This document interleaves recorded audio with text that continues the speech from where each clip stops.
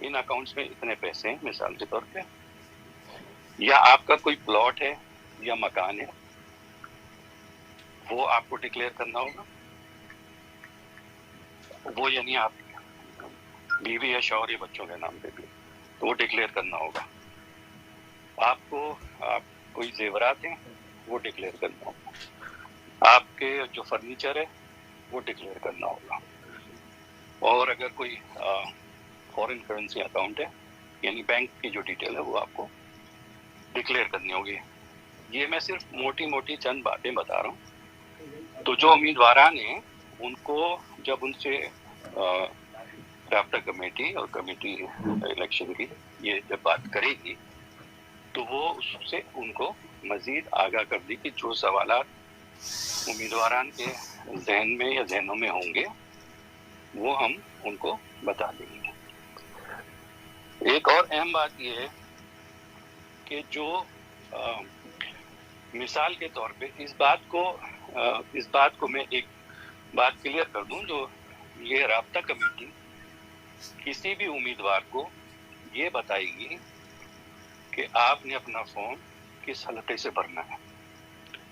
یعنی اگر آپ نے فارم کسی صوبائی سے یا قومی اسمبلی کے حلقے سے بھرنا ہے تو یہ رابطہ کمیٹی بتائے گی کہ فلانے امیدوار نے فلانے صوبائی حلقے سے یا فلانے قومی اسمبلی کے حلقے سے فارم بھرنا ہے. تو جب فارم حاصل کریں جو کہ 19 تاریخ سے ملنا شروع ہوں گے الیکشن کمیشن کے آفس سے، تو وہ فارم تو آپ حاصل کریں مگر اس میں حلقے کا نام آپ نہیں لکھیں گے. وہ رابطہ کمیٹی بتائے گی کہ آپ نے کس حلقے سے بھرنا ہے. اس بات کا دھیان رہے کہ اگر آپ کوئی امیدوار صوبائی اسمبلی کا انتخاب لڑ رہا ہے تو وہ اس صوبے کا ووٹر ہونا چاہیے. جیسے سندھ ہے اور تو وہ اس صوبے کے اندر اس کا ووٹ ہونا چاہیے. تو وہ پھر کسی بھی صوبائی اسمبلی کے حلقے سے انتخاب لڑ سکتا ہے اور وہ کسی بھی قومی اسمبلی کے پورے ملک سے انتخاب لڑ سکتا ہے. تو یہ میں کلیئر کر دوں ایک بار پھر کہ کس حلقے سے کس امیدوار کو ٹکٹ دیا جائے گا یا اس سے اس حلقے سے انتخاب لڑنے کا کہا جائے گا تو وہ رابطہ کمیٹی آپ امیدواران کو بتائے گی. ایک اہم بات یہ ہے کہ پروپوزر اور سیکنڈر ہوتے ہیں جو